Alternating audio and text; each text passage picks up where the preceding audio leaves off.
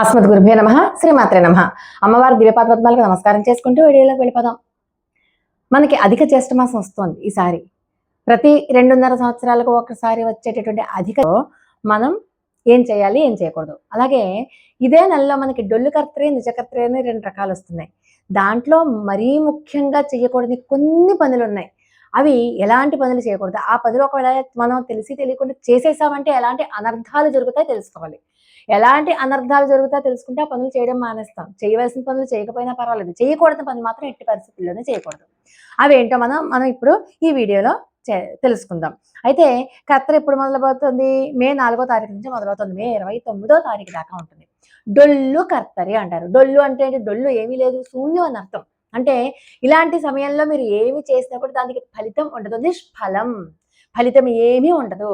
అయితే కొత్త వ్యాపారాలు కొనుగోలు చేయడం గానీ, కొత్త వ్యాపారాలు ప్రారంభించడం, కొత్త వాహనాలు, గృహప్రవేశాలు చేయడం, వివాహాలు చేయడం, వివాహాలకి ముహూర్తాలు పెట్టుకోవడం, ఆఖరికి నిశ్చితార్థాలు, పెళ్లి చూపులు చేయడం కూడా ఏ పరిస్థితుల్లోనూ చేయకూడదు. మరి ఎలాంటి జాగ్రత్తలు తీసుకోవాలి మనం? ఎలాంటి జాగ్రత్తలు తీసుకోవాలి? ఏ పనులు చేయాలి? ఏ పనులు చేయకూడదు? మరి దీని బదులుగా రెమెడీస్ ఏమైనా ఉన్నాయా మనం చేసుకోవడానికి? అలాంటివన్నీ. అయితే మనం ఏదైనా ఒక శుభకార్యం చేయాలంటే మంచి ముహూర్తం చూసుకుంటాం. కానీ తెలిసి కత్తెర అంటాం. కత్తెర అంటే కట్ చేసేస్తుంది, విడదీసేస్తుంది. కాబట్టి మీరు ఎలాంటి ఒక మంచి పని చేసినా కూడా అది చెడుగా మనకి పరిణమించేస్తుందనమాట. అందుకని ఎలాంటి శుభకార్యాలు అస్సలు నిర్వహించకూడదు. ఈ సమయంలో భూమిని దున్నకూడదు. పచ్చని చెట్లు నరకూడదు. పచ్చని చెట్లు నరికారా వంశాభివృద్ధి అక్కడితో స్టాప్ అయిపోతుంది.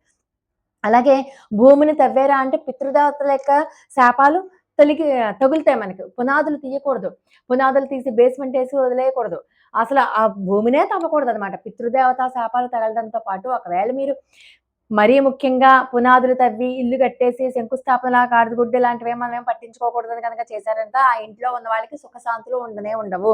చాలా రకాలైనటువంటి ఇబ్బందులు ఎదుర్కొంటారు. ఉద్యోగాలు ఉండవు, తినడానికి ఉండదు, పెళ్లి కాక ఒకవేళ పెళ్లి అయినా సరే పెటాకులు అయిపోయి ఇలా రకరకాల సమస్యలు వస్తూ ఉంటాయి. కాబట్టి ఎటువంటి పరిస్థితుల్లోనూ ఈ భూమిని తవ్వకూడదు, శంకుస్థాపన చేయకూడదు, ఇల్లు మారకూడదు, ఒక ఇంట్లోంచి ఇంకో ఇంట్లోకి మారకూడదు. ఎప్పుడో అద్దె పాలు పొంగించేసాం కదా పర్వాలేదులే అని చెప్పి ఖాళీగా కుదరలేదని చెప్పి వెళ్లకుండా సరిగ్గా ఈ కర్తెర మొదలైనప్పుడు పాలు ఎప్పుడో పొంగించేసాం కాబట్టి ఇప్పుడు ఇల్లు మారుతాం అనుకుంటారా, అది కూడా చేయకూడదు. అలాగే కొత్త ఇంటికి మీరు బేరాలు మొదలు పెట్టకూడదు. తర్వాత గృహప్రవేశాలు చేయకూడదు. ఒకవేళ మీరు ఇల్లు మారినా కూడా ఆ ఇంట్లో కనుక ఉంటే మీకు సుఖ సంతోషాలు అన్నవి ఉండవు. వ్యాపారాలు ప్రారంభించారనుకోండి, వ్యాపారాలు ప్రారంభించినప్పటికీ కూడా మీకు ఎటువంటి లాభాలు అస్సలు కలగవు. అలాగే కొత్త కార్లు కొనుక్కోవడం, కొత్త వాహనాలు కొనుక్కోవడం చేయకూడదు. పెళ్లి మాటలు కూడా మాట్లాడుకోకూడదు ఈ కర్తరిలో.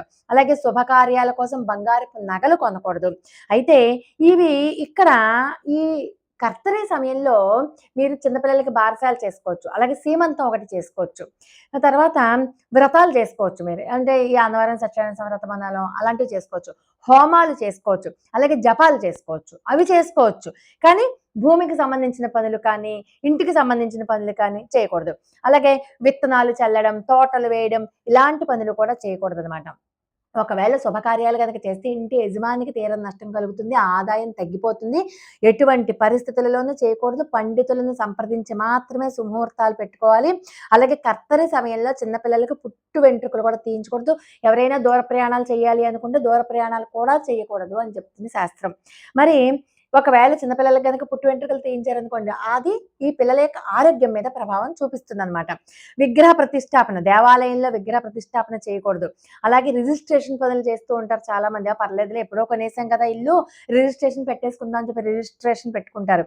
రిజిస్ట్రేషన్ పనులు కూడా పెట్టుకోకూడదు. పాత ఇంటికి మరమ్మతులు కూడా, పాత ఇల్లే కదా మరమ్మతులు చేసుకుందామని చెప్పి మరమ్మతులు కూడా చేయకూడదు. అలాగే కొత్తగా ఇంటికి పెంపుడు జంతువులు తెచ్చుకుంటూ ఉంటారు. అలా పెంపుడు జంతువులు కూడా చేయకూడదు, తెచ్చుకోకూడదు, వాటిని పోషణ చేయకూడదు. కానీ ఇప్పుడు మాత్రం మీరు జలదానము, అన్నదానము చేయడం చాలా మంచిది. మరీ ముఖ్యంగా ఇది కర్తరి ఈ మే నెలలో బాగా వస్తూ ఉంటుంది కాబట్టి ప్రతిసారి కూడా ఇది ఎండాకాలం కాబట్టి సాధ్యమైనంత వరకు మీరు లిక్విడ్స్ అంటే నీళ్లు కానీ, పళ్ళ రసాలు కానీ, మజ్జిగ కానీ ఇలాంటివి దానం చేయాలి. అది చాలా మంచి ఫలితాన్ని ఇస్తుంది. అలాగే మే 17వ తేదీ నుంచి అధిక జ్యేష్ఠ మాసం ప్రారంభమవుతుంది. జూన్ 15వ తారీఖు దాకా. ఇది పురుషోత్తమ మాసం. పురుషోత్తముణ్ణి ఆరాధించేటటువంటి మాసం. ఈ వైశాఖ మాసం అయిపోయాక జ్యేష్ఠ మాసంలో వస్తుంది కాబట్టి తెలిసి తెలియకుండా మనం ఏది చేయకూడదు అంటే ఈ జ్యేష్ఠ మాసంలో మనం మరీ ముఖ్యంగా విష్ణు ఆరాధన మాత్రమే చేయాలి. విష్ణువును పూజించాలి, విష్ణు సహస్రనామాలు చేయడం, లేకపోతే విష్ణువు యొక్క 24 నామాలని మనం పదే పదే పఠించుకోవడం, భగవద్గీత శ్లోకాలు చాంటింగ్ చేసుకోవడం, అలాంటివి చేసుకోవాలి. ముఖ్యంగా కర్తర సమయంలో సూర్యభగవాను ఆరాధన చేయాలి. మనకి జీవితంలో మన జాతకంలో సూర్యుడు బలంగా ఉంటేనే మనకి ఆర్థిక పరమైనటువంటి కష్ట నష్టాలు రాకుండా ఉంటాయి. డబ్బుకు లోటు రాకుండా ఉండాలి అంటే సూర్యభగవాన్ని ఆరాధించాలి. సూర్యోదయానికి ముందే స్నానం చేసి సూర్యునికి అర్ఘ్యం సమర్పించడం మర్చిపోకూడదు. అలాగే వైశాఖ మాసము శ్రీ మహావిష్ణువుకి ముఖ్యమైన మాసమే. అధిక జ్యేష్ఠ మాసం కూడా శ్రీ మహావిష్ణువుకి ముఖ్యమైన మాసమే. కాబట్టి అనారోగ్య సమస్యలతో బాధపడే వాళ్ళు ఆవు పాలతో శివలింగానికి అభిషేకం చేయాలి ఈ వైశాఖ మాసం లో. అలాగే నరసింహస్వామిని పూజించినా కూడా శత్రుబాధలన్నీ తొలగిపోతాయి. అది మరీ ముఖ్యంగా స్వాతి నక్షత్రంలో కనుక నరసింహస్వామి ఆరాధన చేయడం చాలా మంచిది. ఇక ఆడవాళ్ళు దీపారాధన చేసేటప్పుడు సూర్యోదయానికి ముందే నిద్ర లేచాలి. కర్తరి సమయమైనా, వైశాఖ మాసమైనా, అధిక జ్యేష్ఠ మాసమైనా సూర్యోదయానికి ముందే మీరు ఖచ్చితంగా దీపారాధన చేసేయాలి. అలాగే బియ్యపిండితో ముగ్గు వేసుకోవడం, ప్రతి శనివారం బియ్యపిండితో దీపారాధన చేసుకోవడం కూడా చేయడం చాలా మంచిది. నైవేద్యంగా ఏదైనా పండునో, బెల్లం ముక్కనో, ఆవు పాలునో నివేదన చేయాలి. చల్లటి పచ్చి పాలు నైవేద్యం చాలా విశేష ఫలితాన్ని ఇస్తుంది ఈ అధిక జ్యేష్ఠ మాసంలో. తులసి మొక్కకి కానీ, రావి చెట్టుకి కానీ ప్రదక్షిణలు చేయాలి. అది కూడా పురుషోత్తమ మాసం, విష్ణువుకి సంబంధించిన మాసం కాబట్టి ఖచ్చితంగా రావి చెట్టుకి నీళ్లు పోయాలి, తులసి మొక్కకి నీళ్లు పోయాలి, ప్రదక్షిణ చేయాలి. చెట్లకి నీళ్లు పెట్టడం వల్ల మీ వంశం నిలబడుతుంది. ఈ ఎండాకాలంలో అది దేవాలయంలో ఉన్న చెట్లకైనా, మీ ఇంట్లో ఉన్నటువంటి చెట్లకైనా కానీ నీరు కనుక పెడితే చాలా విశేషమైనటువంటి ఫలితం వస్తుంది. పితృదేవతలు శాంతిస్తారు. అంతేకాదు మీ వంశము నిలబడుతుంది. మీ ఇంట్లో ఆర్థిక పరిస్థితి కూడా నిలకడగా ఉంటుంది. అలాగే దేవునికి పుష్పాలు పెట్టేటప్పుడు అది ఏ మాసమైనా సరే ఎడం చేతితో పుష్పాలు పెట్టకూడదు. ఎడం చేతిలో పువ్వులు తీసుకుని కుడి చేతితో పువ్వులు పూజ చేయకూడదు. మీరు ప్రత్యేకంగా ఒక ఇది పెట్టుకోండి, పళ్ళెం లాంటిది పెట్టుకుని దాంతోంచి మీరు పూజకి చేయాలి తప్పితే ఎడం చేతిలో పువ్వులు పెట్టుకుని పూజ చేయకూడదు. దానివల్ల నిష్ఫలితం అయిపోతుంది. మీరు చేసిన పూజ ఎందుకు పనికి రాకుండా అయిపోతుంది. అలాగే పూజ గదిలో ఖచ్చితంగా లక్ష్మీదేవి ఫోటో ఉంటే దాన్ని ఎదురుగుండగా మీరు యాలకులు కానీ, లవంగాలు కానీ, అంటే సుగంధ ద్రవ్యాలు లక్ష్మీదేవి ఫోటో దగ్గర పెట్టుకొని పూజ అయ్యాక అవి తీసుకెళ్ళి మీ బీరువాలో పెట్టుకోండి. నెగిటివ్ ఎనర్జీ అంతా పోతుంది. అలాగే మీరు పూజ చేసేటప్పుడు పూజ చేయడానికి ముందు ఇల్లంతా మాపు పెట్టుకునేలా ఉంటే కనుక ఖచ్చితంగా కళ్ళ ఉప్పు వేసినటువంటి నీళ్లతోనే మాపు పెట్టుకోండి. అలాగే నూనెలో కాస్త దీపారాధన చేసినటువంటి నూనెలో పచ్చ కర్పూరం వేస్తే కనుక మీ ఇంట్లో నెగిటివ్ ఎనర్జీ అంతా పోతుంది. ఇంట్లో పాజిటివ్ ఎనర్జీ ఖచ్చితంగా ఉంటుంది. ఇల్లంతా చాలా మంది ఆడవాళ్ళు ఇంట్లో నెలసరి కలుపుకుంటూ ఉంటారు. నెలసరి కలుపుకునే వాళ్ళు ఖచ్చితంగా ఇంటికి దూరంగా ఉండండి. ఆ రోజు మాత్రం పూజలు చెయ్యొద్దు. పూజ గదికి దూరంగా ఉండండి. అదంతా అయిపోయాక శుభ్రపరచుకున్నాక మాత్రమే మళ్ళీ మీరు పూజ గదిలో అడుగు పెట్టండి. ఒకవేళ దూరంగా ఉంటే కనుక నిత్య దీపారాధనకి ఏ ఆటంకము ఉండదు. ఏ ఆటంకము లేకుండా చేసుకోవచ్చు. అయితే మీరు పొరపాటును కూడా ఈ వైశాఖ మాసం వెళ్ళిపోయాక వచ్చేటటువంటి అధిక జ్యేష్ఠ మాసంలో పొరపాటును కూడా ఎటువంటి వివాదాలకి వెళ్ళకండి. ఎవరితోటి కోట్లాడకండి. సాధ్యమైనంత వరకు విష్ణువు యొక్క ఆరాధనలో ఉండండి. మీకు దగ్గరలో ఉన్నటువంటి విష్ణాలయానికి వెళ్ళి అక్కడ ప్రదక్షిణలు చేయడం, అక్కడ ఏదైనా ఆలయంలో పనులు చేయడం, కాసేపు మౌనంగా కూర్చోవడం, అక్కడ కాసేపు మౌనంగా భగవంతుడిని చూడడం, ఇలాంటివి చెయ్యండి. అలాగే ఈ అధిక జ్యేష్ఠ మాసంలో శివాభిషేకం కూడా ఒక్కొక్క అభిషేక ద్రవ్యానికి ఒక్కొక్క ఫలితం ఉంటుంది కాబట్టి శివాభిషేకం చేయించుకున్నా పర్లేదు.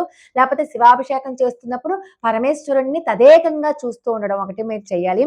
శని దోషం ఉన్న వాళ్ళు ఆంజనేయ స్వామికి బెల్లం మరియు శనగలు కనుక నైవేద్యం పెడితే, అది కూడా ఈ అధిక జ్యేష్ఠ మాసం పురుషోత్తమ మాసంలో మంగళవారం నాడు ఖచ్చితంగా మీరు ఆ పని కనుక చేసినట్లయితే శని దోషాలు తొలగిపోతాయి. మంగళవారమే కాదు, శనివారం నాడు కూడా చేస్తే. కాబట్టి సంతానం కోసం ఎదురు చూసే వాళ్ళు కూడా ఎర్రటి ఒత్తులతో దీపారాధన చేయండి. అది పురుషోత్తమ మాసం, కోరికలు తీరే మాసం కాబట్టి ఎర్రటి ఒత్తులతో దీపారాధన చేయండి. మీకు ఏదైనా ఆటంకాలు ఉన్నా, గైనిక్ ప్రాబ్లమ్స్ ఏమన్నా ఉన్నా అవన్నీ కూడా పోతాయి. పసుపు ఒత్తులతో దీపారాధన చేస్తే కనుక ధన ప్రాప్తి కలుగుతుంది. అంటే మీకు ఇంట్లో ఏ రకమైనటువంటి ధనానికి కూడా ఆటంకం, అంటే అవసరానికి డబ్బులు అందుతూ ఉంటాయన్నమాట. ఇంతవరకు పశుపక్ష్యాదులకి ఆహారాన్ని, నీటిని అందించండి. మీ బాల్కనీలోనో మీ బయట ఆరు బయట కాస్త నీళ్లు పెట్టండి. పక్షులకి గింజలు వేయడం, కాస్త ఆహారం పెట్టడం, ఆవుకి గడ్డి తినిపించడం, ఇలాగ మనం ఏ పూజా కార్యక్రమాలు చేయలేకపోయినా కనీసం నోరు లేని మూగ జీవాలకి ఆహారాన్ని అందించడం ద్వారా కూడా మనకున్నటువంటి అబ్స్టకిల్స్ని దూరం చేసుకోవచ్చు. అలాగే పేద పిల్లలకి చదువుకి సహాయం చేసిన, వస్త్రాలు వాళ్ళకి బట్టలు ఇచ్చినా కూడా మనకు ఉన్నటువంటి దోషాలు తొలగిపోతాయి. పూజలు ఏమీ చేయలేని వాళ్ళు కనీసం దాన ధర్మాలు, లేని వాళ్ళకి దాన ధర్మాలు చేయడం ద్వారా కూడా మరీ ముఖ్యంగా విద్యార్థులకి గనక మీరు వాళ్ళకి చదువుకోవడానికి పెన్నులు, పుస్తకాలు ఇచ్చినా, వాళ్ళకి పరీక్ష ఫీజులు కట్టినా, వాళ్ళు కట్టుకోవడానికి యూనిఫార్మో లేకపోతే బట్టలో కొనిచ్చినా కూడా మీకు గురుబలం పెరుగుతుందనమాట. అలాంటి పనులు చేసినప్పటికీ కూడా ఆటంకాలన్నీ కూడా తొలగిపోతాయి. మరీ ముఖ్యంగా అధిక జ్యేష్ఠ మాసంలో ఈ పనులన్నీ చేయండి. లోకా సమస్త సుఖినో భవంతు. మరి